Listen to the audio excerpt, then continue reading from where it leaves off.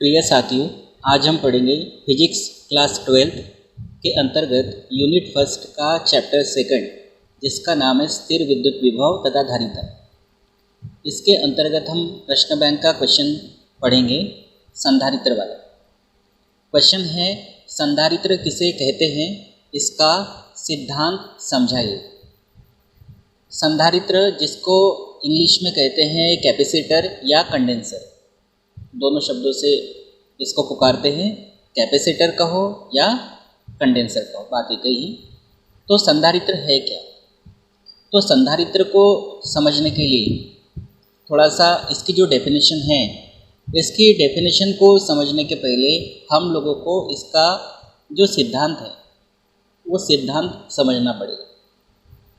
सिद्धांत समझने के बाद ये जो डेफिनेशन है 2 लाइन की, ये वैसे ही आप लोगों तक पहुंच जाएगी। तो इसके लिए हम क्या करते हैं, देखिए, हम एक लेते हैं पृथक्कृत चालक प्लेट। पृथक्कृत का मतलब होता है आइसोलेटेड या अलग सड़क। तो हमने लिए एक पृथक्कृत चालक प्लेट। इस पृथक्कृत चालक प्लेट को हमने दिया धनावेश।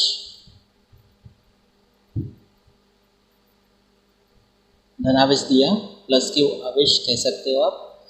तो धनावेश हमने दिया इसको, पृथक्कृत चालक प्लेट ए को। और इस पृथक्कृत चालक प्लेट को धनावेश देने के बाद इसके समीप एक दूसरी अनावेशित चालक प्लेट को लाते हैं।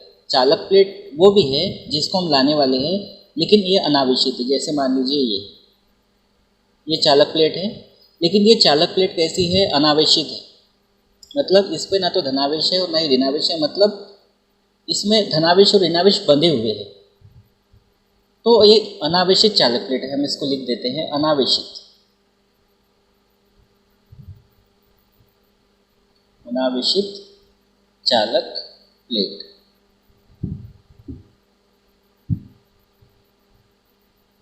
ठीक है।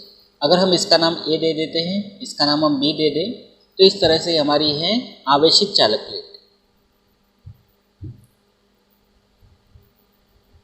आवेशित चालक प्लेट।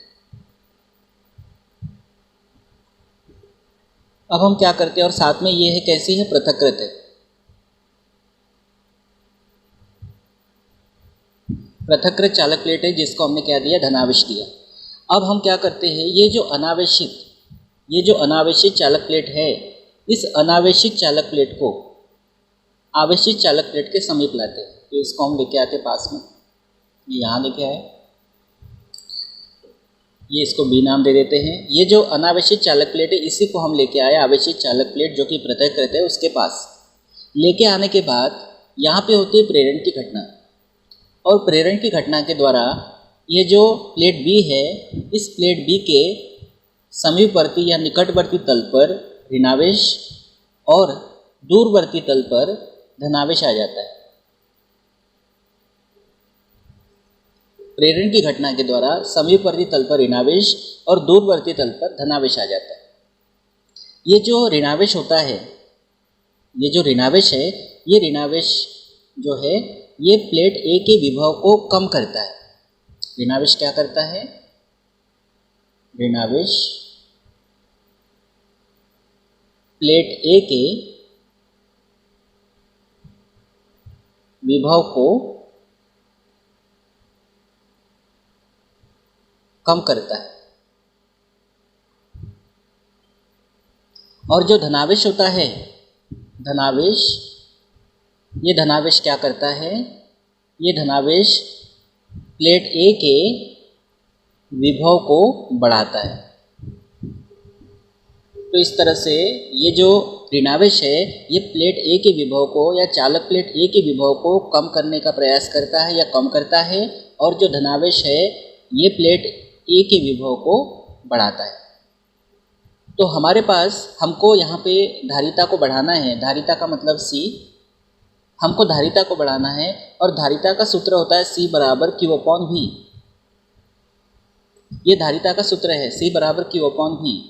ये जो फार्मूला हमने लिखा है, इस फार्मूले में हम ये देखेंगे कि धारिता और आवेश दोनों में अनुक्रमानुपाती का संबंध है और जो धारिता है और विभव है इन दोनों में व्युत्क्रमानुपाती का संबंध है।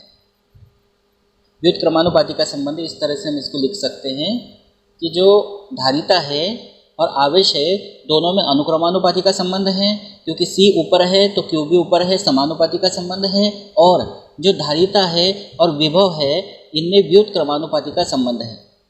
तो अगर हमको धारिता के मान को बढ़ाना है तो हमको विभव कम चाहिए, क्योंकि व्युत्क्रमानुपाती का मतलब होता है एक घटेगा तो दूसरा बढ़ेगा।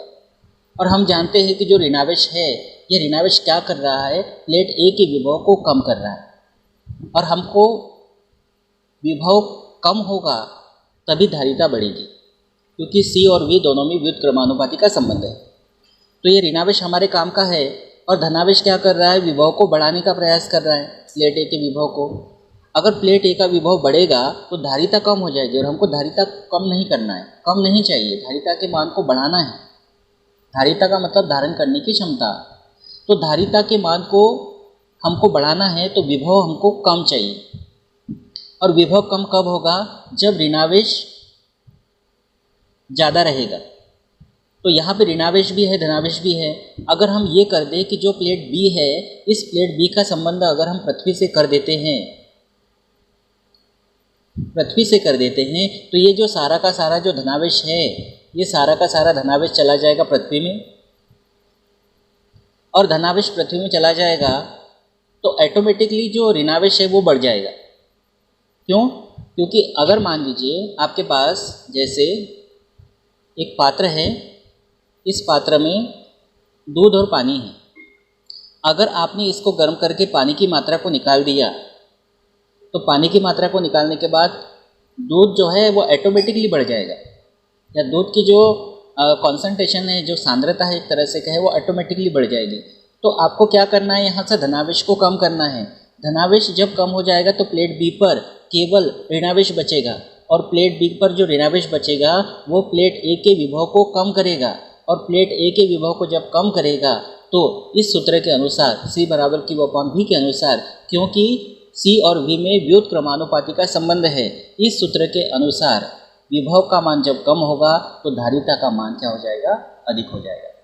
तो इस तरह से हम ये कह सकते हैं कि ये जो प्लेटें हैं, चालक प्लेटें हैं, इन प्लेटों के हम आकार में या आयतन में कोई परिवर्तन नहीं करते। जितने आकार की प्लेटें हैं उतनी ही प्लेटें रखते हैं, उन प्लेटों के आयतन में कोई परिवर्तन नहीं करते और ये बिना परिवर्तन किए हम धारिता के मान को बढ़ा सकते हैं। तो हम उसी को कहते हैं संधारित्र।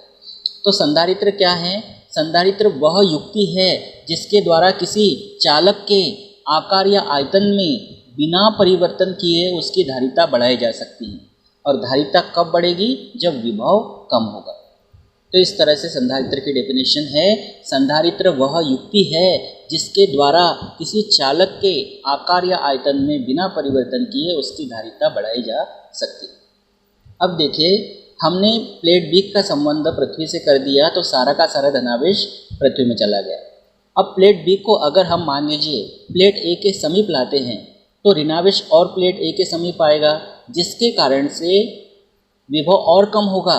विभव और कम होगा तो इस सूत्र के अनुसार धारिता और बढ़ेगी। इसका उल्टा भी यहाँ कर सकते हैं। क्या?